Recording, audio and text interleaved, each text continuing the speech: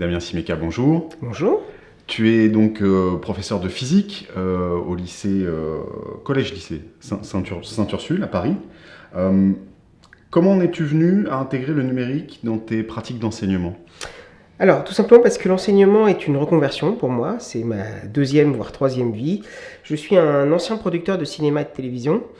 Et de par mes anciennes compétences audiovisuelles, j'ai voulu intégrer des vidéos aux élèves pour pouvoir les faire utiliser le numérique, parce qu'ils vont grandir avec ça. Voilà. Et mes compétences me permettent aussi de produire facilement des contenus vidéo, donc j'ai voulu l'intégrer. Donc ça, c'est la première raison. Et la deuxième raison, c'est que pour plusieurs raisons, dont leur passivité, j'ai fait exclusivement de la classe inversée en classe. Donc ça me permet d'avoir des outils pour qu'ils puissent chez eux revoir certaines notions à chaque fois. Après les avoir vues en classe, ils peuvent les revoir autant de fois qu'ils veulent chez eux, puisqu'ils ont un contenu à disposition 24 heures sur 24. Donc ça, c'est la deuxième raison. Et depuis que je suis arrivé au lycée Saint-Ursule, en fait, on est un lycée qui est spécialisé en pédagogie coopérative. Donc j'allie tout ce qui est classe inversée et classe coopérative pour leur faire, entre autres, des travaux numériques. D'accord. Alors aujourd'hui, qu'est-ce que tu fais? Sur quoi tu travailles?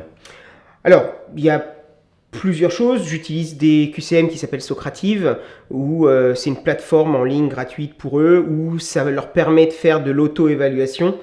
Moi, c'est un outil diagnostique pour voir s'ils ont bien compris certaines notions.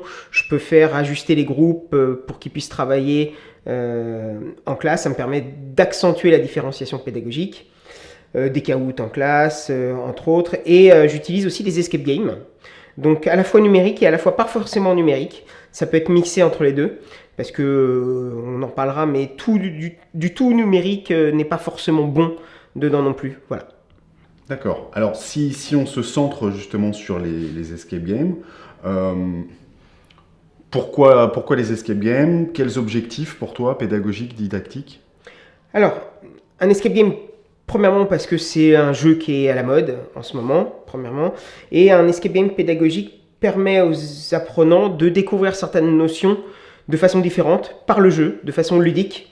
Très souvent, les notions rentrent mieux, en tout cas. Voilà, c'est différent d'un cours classique.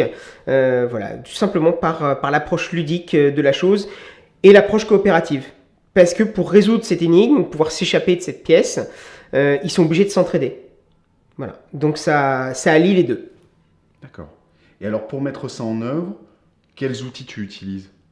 Alors, il y a un outil que j'utilise essentiellement qui s'appelle Genially, qui est une plateforme numérique, c'est un site espagnol à la base, qui à la base c'était pas prévu du tout pour ça. L'utilisation de Genially a été détournée par les utilisateurs pour faire des escape games.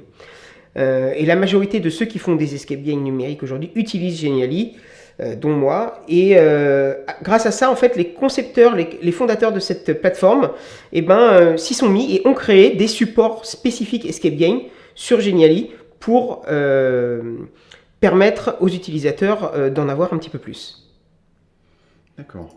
Et est-ce que tu travailles là-dessus tout seul ou avec d'autres enseignants? Alors, dans mon établissement, essentiellement tout seul, même si l'année dernière, on avait créé un escape game pour les secondes interdisciplinaires, scientifiques, éco, anglais, pour mixer un petit peu, mais essentiellement tout seul. Par contre, effectivement, j'ai pas inventé les escape games. Les escape games pédagogiques, c'est essentiellement, alors je vais pas dire surtout, mais c'est ces personnes-là qui font ressources, en tout cas pour beaucoup et pour moi, c'est l'équipe du site Escape, où il y a notamment Mélanie Fenert, une agrégée de SVT dans l'Essonne, et qui recense tous les escape games créés par les enseignants, par matière, par niveau, où on peut filtrer à chaque fois tous les escape games, si on ne veut pas forcément le créer, mais ne serait-ce qu'utiliser quelque chose qui existe déjà.